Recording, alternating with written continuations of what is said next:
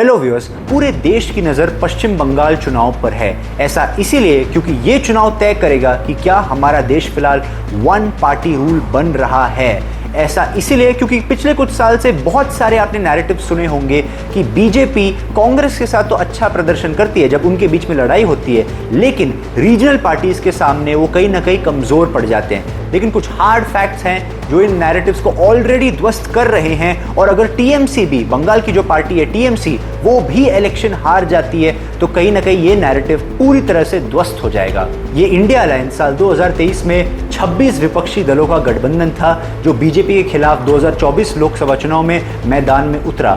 साल 2024 लोकसभा चुनाव में इस गठबंधन ने बीजेपी को जबरदस्त झटका जरूर दिया, जिसके बाद पहली बार अपने करियर में नरेंद्र मोदी आज कोएलिशन गवर्नमेंट चला रहे हैं। लेकिन उसके बाद जो चुनाव हुए हैं, अगर रीजनल पार्टीज को आप देखें तो महाराष्ट्र में शिवसेना यूबीटी और एनसीपी शरद पवार हारी। उसके बाद दिल्ली में आम आदमी पार्टी बीजेपी के सामने हारी, और उसके बाद बिहार में वहां की रीजनल पार्टी आरजेडी भी बीजेपी गठबंधन के सामने हारी।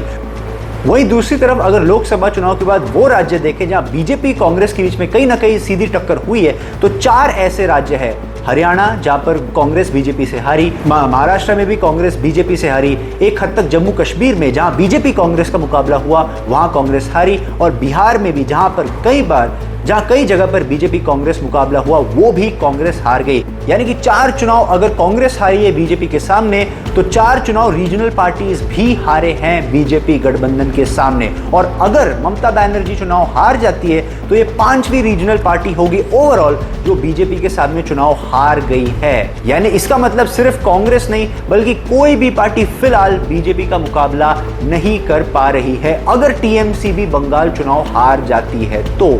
इसीलिए पूरे देश की नजर बंगाल चुनाव पर है, क्योंकि जैसे मैंने कहा अगर टीएमसी भी ये चुनाव हार जाती है तो फिलहाल देश सही मायनों में वन पार्टी रूल बन जाएगा।